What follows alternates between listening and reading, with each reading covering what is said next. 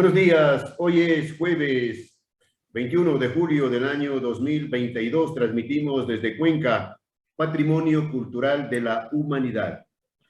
A esta hora estamos saludando y dando la más cordial bienvenida a los arquitectos en libre ejercicio, Gabriela Astudillo y Josafat Arévalo. Gracias, arquitectos, por aceptar la invitación. Ambos son profesionales graduados en la Universidad de Cuenca con amplia experiencia en este campo de la arquitectura. El tema de esta entrevista es la situación actual del patrimonio edificado cultural de la ciudad de Cuenca en el centro histórico.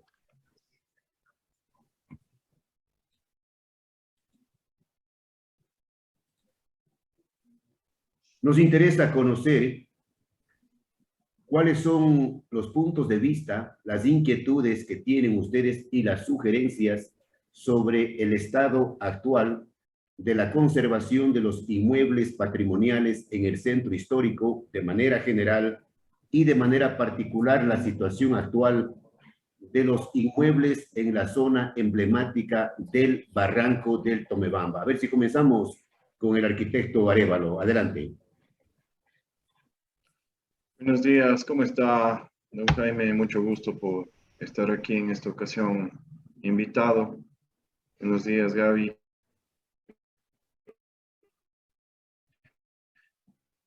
Sí, oportunidad de participar en una vivienda de alta importancia, es de tipo A, Bar A, para la ciudad de Cuenca, lo cual demanda un estudio pormenorizado del bien inmueble. Bueno, voy a recordar más o menos lo que hicimos en esa época. Realmente fue un trabajo más arduo que de lo normal. Normalmente, para la planificación de una vivienda fuera del área histórica, la tramitología es un poco más fácil, más liviana, por decirlo así, ya que no existen tantos filtros. Al parecer, al tener una vivienda de importancia, la conservación es bastante importante. Se tiene que realizar un estudio pormenorizado de las carpinterías, por ejemplo, que nos solicitaron. Un estudio pormenorizado asimismo de cielos rasos, de revestimientos de paredes, de A ver, revestimientos de arquitecto, pisos. Todos estos restaurar, filtros arquitecto, bajo la tutela de... restaurar una casa, un inmueble patrimonial, es un proceso sumamente complejo. Así es, así es. No se le escucha bien. Sí, hay que No se tomar le en escucha bien el cuenta que audio. las... Ya, ahí tal vez, Sí, ahí está mejor. sí, a ver si sube un poquito la voz. Correcto. A ver, eh, este, lo que le decía es que justamente hay que tomar en cuenta que las viviendas patrimoniales tienen de promedio entre unos 80 a 100 años, tal vez un poco más, ya de existencia, lo cual factores como la humedad, el mismo uso del bien inmueble ha hecho que se vaya deteriorando. Es el caso nuestro, que por ejemplo, en la parte de la cimentación, a nivel de subsuelo, tuvimos grandes retos. Tuvimos que reemplazar las columnas anteriores, ¿sí? Y colocar unas nuevas. No se puede utilizar elementos modernos, digamos así, como el hierro, que ya lastimarían de alguna forma el patrimonio. Entonces se mantuvo la estructura de madera. Todas estas cosas son retos que se van viviendo día a día, sumándole al hecho de que el centro histórico está más poblado cada vez y bueno, pues el tráfico y todos esos factores hicieron que la parte constructiva sea más delicada. Como les decía, en el tema del estudio, en la parte de la tramitología, estábamos trabajando con otro grupo de personas, como son los historiadores, sí, que también van a la par para desenmascarar a veces vestigios de color, vestigios de materialidades que se han ido tal vez con el tiempo ocultando y no se sabe si es que es original de la vivienda o ha sufrido cambios en el transcurso. Son cosas que de hecho demoran el proceso para la aprobación y para la entrega final de la obra. Perfecto. ¿Qué piensa la arquitecta Gabriela Astudillo de este tema, de la conservación, de la preservación, del cuidado de los bienes inmuebles arquitectónicos del Centro Histórico de Cuenca? Sí, bueno, primero igual agradeciendo, Jaimito, por este espacio, siempre es un gusto compartir. También un saludo a Josafat, a Joana. Bueno, sí, coincidiendo con Josafat, es verdad que el tipo de intervención en estos edificios patrimoniales es mucho más delicado y es un reto intervenir en ellos, ¿no? Comparado a otras edificaciones fuera del centro histórico. Aquí también, a más de todas las exigencias, ¿no? que se tienen que cumplir en cuanto a determinantes y que están basadas en una ordenanza que maneja la Dirección de Áreas Históricas y Patrimoniales, que es el ente, ¿no? que controla este tipo de intervenciones. Yo siempre digo, es muy importante la difusión a la ciudadanía de estos temas, ¿no? Ya que somos patrimonio cultural de la humanidad desde el año 99. La ciudad ha sido declarada por muchos factores, no solo el tema intangible, porque muchos dicen somos patrimonio por las costumbres, por la cultura, pero va mucho más allá y es el tema urbano arquitectónico el que hizo que estemos inscritos en la lista de patrimonio cultural. Entonces yo creo que hace falta tal vez difusión. Se dice que uno no quiere y no cuida lo que no conoce, ¿no? Pero Entonces es importante. difusión, arquitecta, ¿en qué sentido? Justamente en valorar el patrimonio, conocer que no solamente el patrimonio, digamos que sabemos, viene dado desde la fundación, ¿no? Desde el siglo XVI, en donde la ciudad se ha venido desarrollando desde el centro histórico, ¿no? En una traza ortogonal o endamero que se conoce en temas urbanísticos. Entonces es importante conocer esa difusión, conociendo el patrimonio, el valor que tiene urbano, arquitectónico que tiene nuestra ciudad. A Educando lo a la largo de población, los dice años, usted.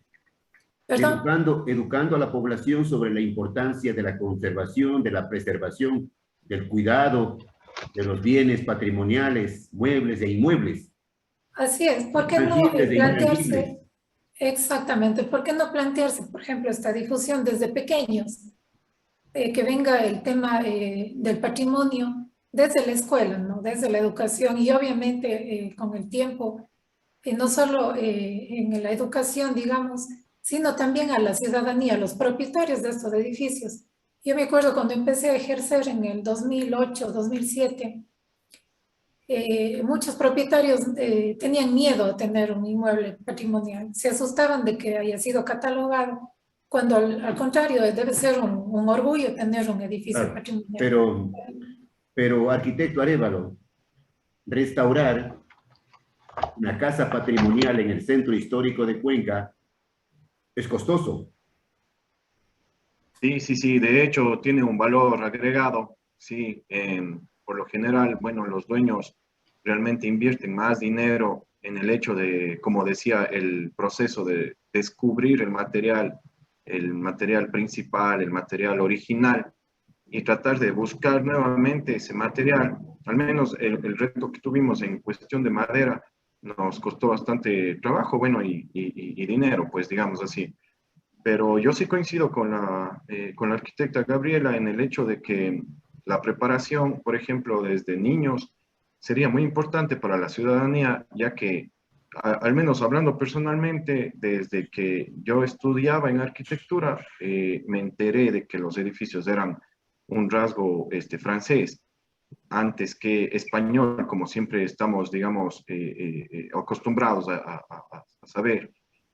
Fuera bueno que también la niñez sepa de dónde proviene la materialidad, de dónde vienen La las historia, telas, etc. la La historia. historia en general. Si tenemos un ejemplo claro con el museo en la calle Larga, eh, y bueno, pues uno ahora ya puede conocer, sí. Sin embargo, antes eso no existía y de poco a poco yo veo que se está dando esa prioridad para que los edificios renazcan en esa originalidad con la que fueron concebidas.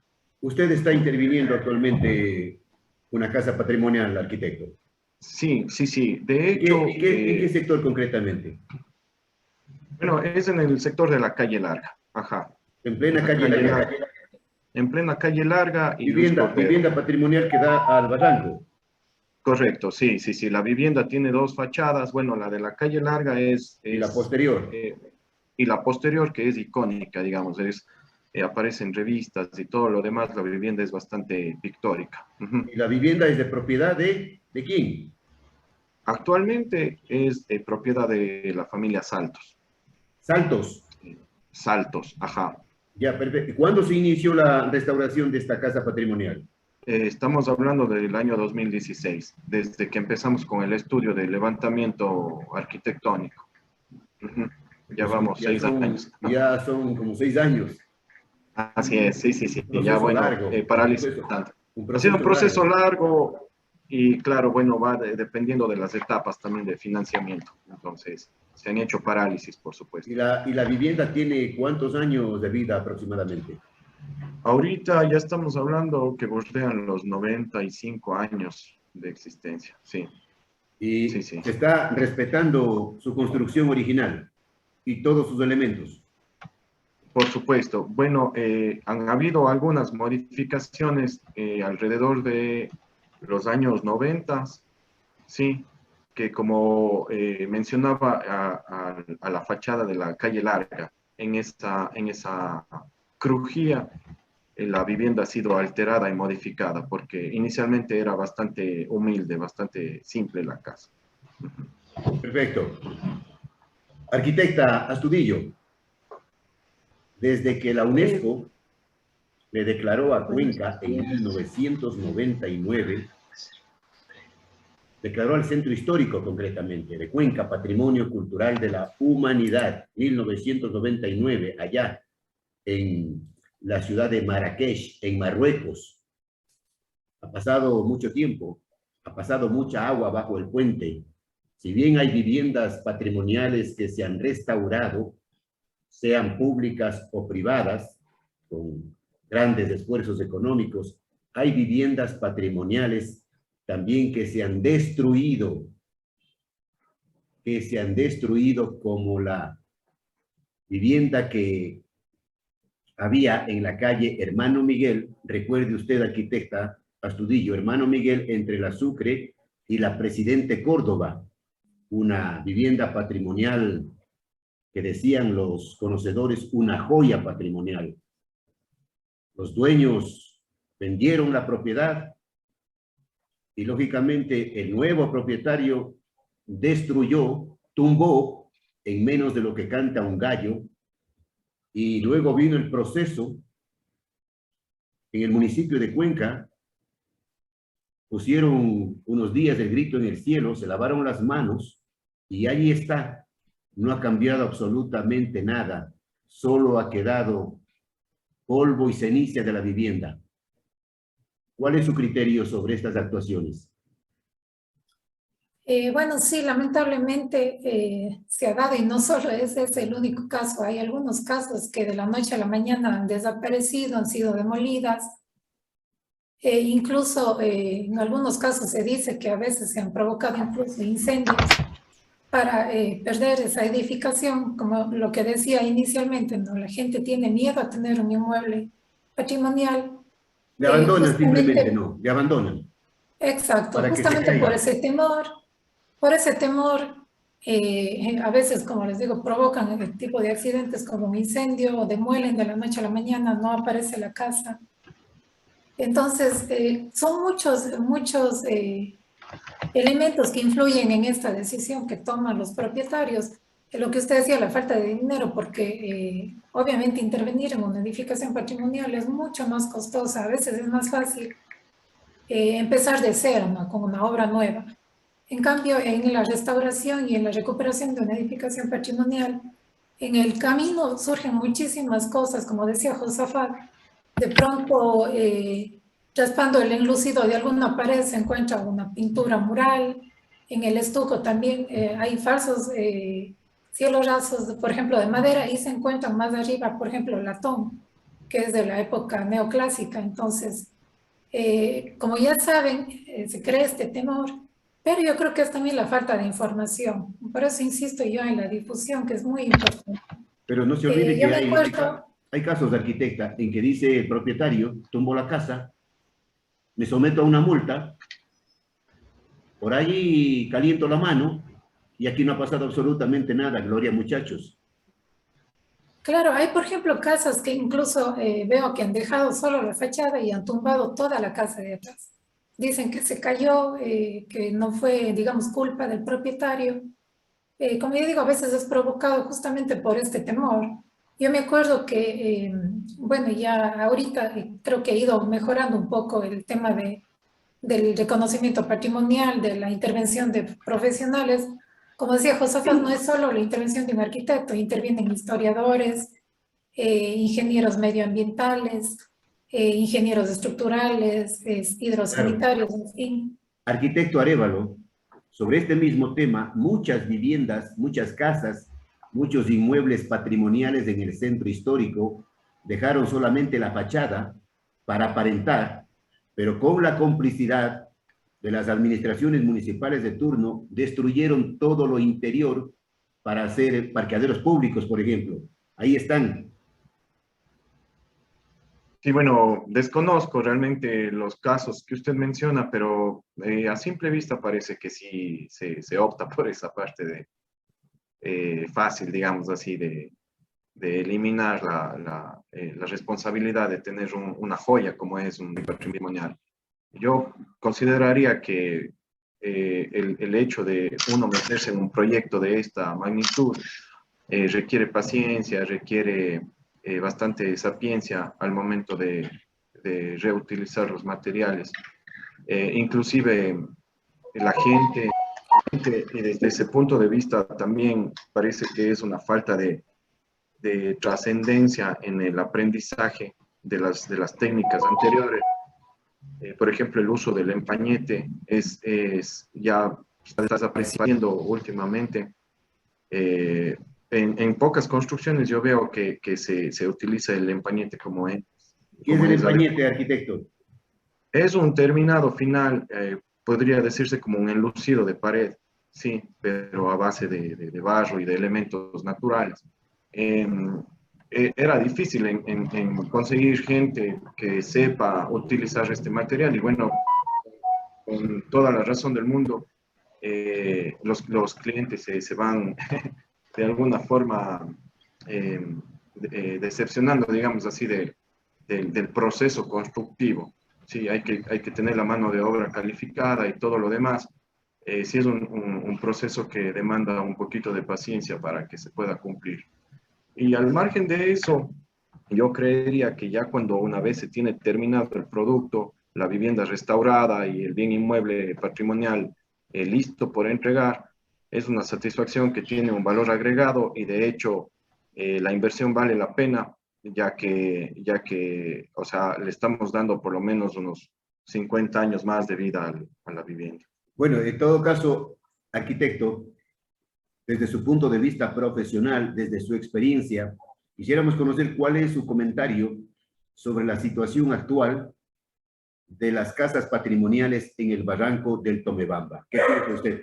Hay personas que piensan que existe un deterioro acelerado por falta de recursos, por falta de dinero, por falta de apoyo de las instituciones como el municipio, Patrimonio Cultural, el Instituto Nacional de Patrimonio Cultural. Hay una vivienda en la calle Benigno Malo, que da junto al puente, ¿no? Que conduce a la avenida Solano, una vivienda grande, muy grande, patrimonial, una joya arquitectónica. Ajá. Que está deteriorándose velozmente.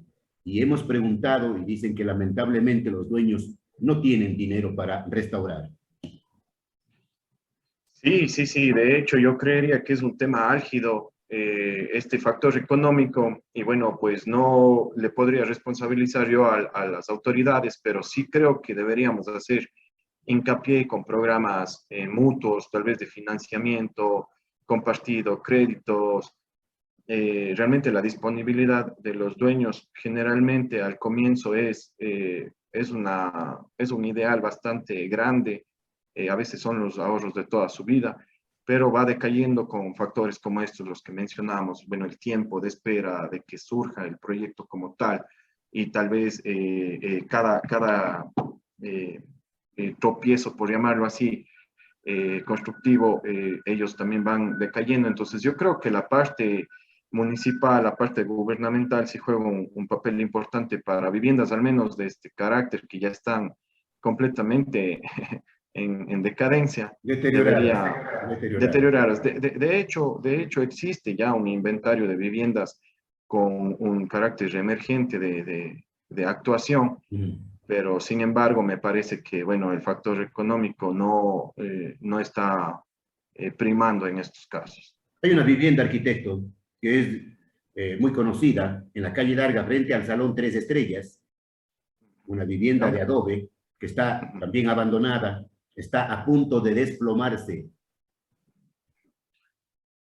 Sí, hay muchos casos. De hecho, también acá en el sector del Vado Alto, también hay una vivienda que está apuntalada con unas vigas de madera y vemos casos similares alrededor de la ciudad. Y bueno, estamos viendo lo que realmente es tangible, que estamos en el diario vivir, pero recordemos que el patrimonio a nivel de Azuay también se encuentra en las afueras de la ciudad. A nivel de los cantones de la provincia de la Azuay, perfecto, también hay un abandono. Un abandono total. Lamentable.